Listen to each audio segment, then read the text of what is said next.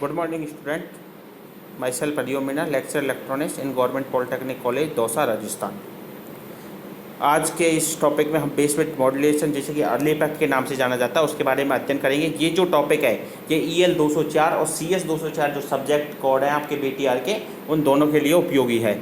इसमें हम BJT जो ट्रांजिस्टर होता है, बाइपोलर जंक्शन ट्रांजिस्टर, उसके अंदर एक अर्ली इफेक्ट होता है, उसके बारे में अध्ययन करेंगे।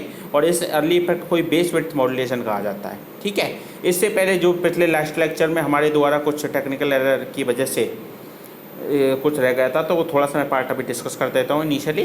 तो इसमें मैं ये बता रहा था कि जो NPN जो ट्रांजिस्टर होता है, तो जर्मेनियम के NPN ट्रांजिस्टर के लिए जो VBE की वैल्यू होती है वो क्या होती है 0.2 वोल्ट, जबकि सिलिकॉन के जो ट्रांजिस्टर होता है उसके लिए VBE की वैल्यू क्या होती है 0.7 वोल्ट।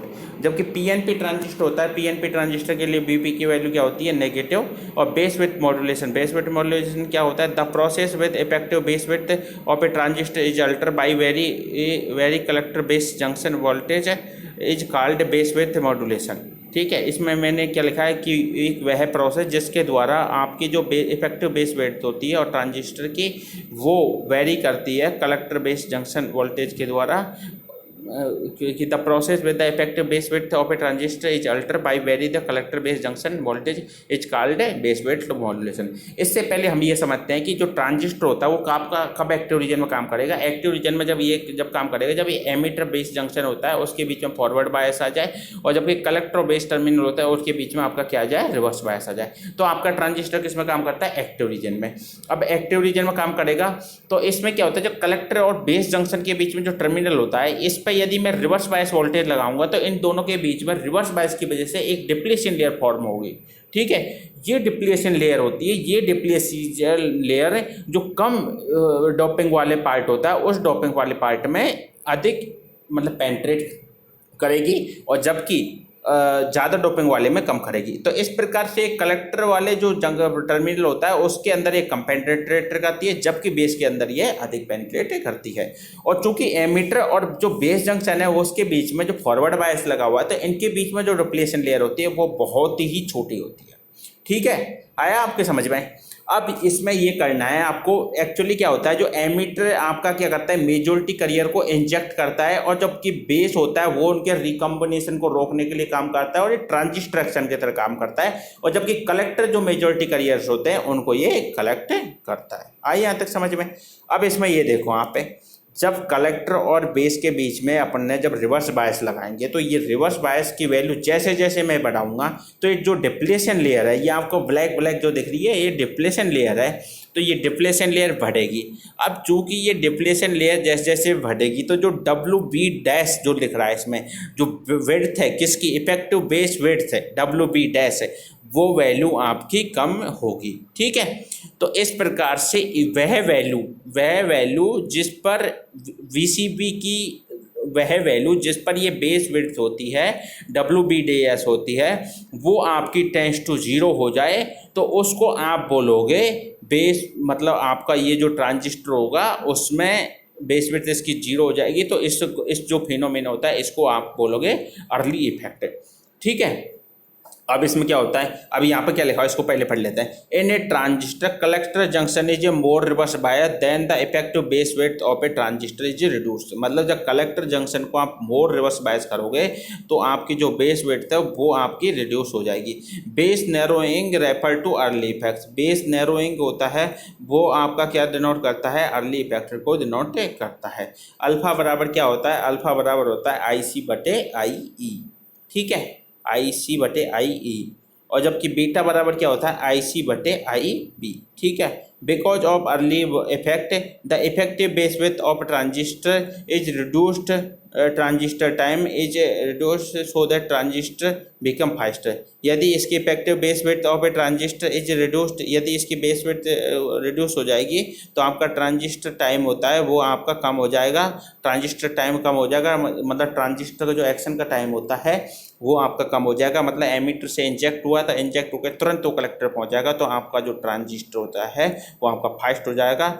और इस पर जो रिकॉम्बिनेशन होता है जो बेस के अंदर होता है वो आपका कम हो जाएगा, रिड्यूस हो जाएगा। इसलिए यहाँ पर लिखा है because of early effect the effective base width of transistor reduced, transistor time is reduced, so transistor become faster, chances of recombination in the base is reduced, thereby more charge carrier will be reaching to the collector. ठीक है, recombination current reduce, recombination current reduce, इससे क्या होता है, recombination current होता है वो भी आपका रिड्यूस होता है जो कि बेस के अंदर होता है।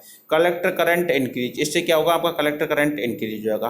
अब अल्फा के बारे में आपने पढ़ा था, अल्फा बराबर क्या होता है, आई सी बटे आई ई, जो कॉमन बेस करंट गेन है अल्फा बराबर आई सी बटे आई ई, वो आपका क्या करेगा, इंक्रीज हो जाएगा। बेस करंट रिड्यूस, जो बेस करंट आपका क्या हो जाएगा, रिड्यूस हो जाएगा। Effective base weight of transistor will refer it resistance effective base weight of transistor, एक आपको एक रेजिस्टेंस फॉलो कर देगी, उस रेजिस्टेंस को अपन बोलते हैं आर बी पी डैश, और ये क्या होता है, बेस स्प्रेड रेजिस्टेंस होता है और किसका, एम्पलीफायर का, and due to the gain it is, और ये क्या क्या गेन के कारण आपका रिड्यूस होता है। The process with effective base weight of a transistor reduced to zero by applying larger collector junction voltage is called punch through voltage और रीच थ्रू वोल्टेज, और इसके कारण क्या होता है, the process with effective base width of a transistor is reduced to zero by applying a larger collector junction voltage is called punch through or reach through। ठीक है, और ये जो फिनोमेना होता है जिसमें बेस विड्थ आपकी रिड्यूस टू जीरो होती है, इस पर जो वोल्टेज लगाया जाता है, कलेक्टर जंक्शन वोल्टेज जो लगाया जाता है, उसको अपन पंच थ्रू या रीड थ्रू वोल्टेज बोलते हैं। During the punch through W B dash reduce to zero that is the collector is electrically short circuit है, इसका मतलब कलेक्टर होता है वो आपका इलेक्ट्रिकल शॉर्ट सर्किट होता है। With the emitter and transistor enters into the breakdown,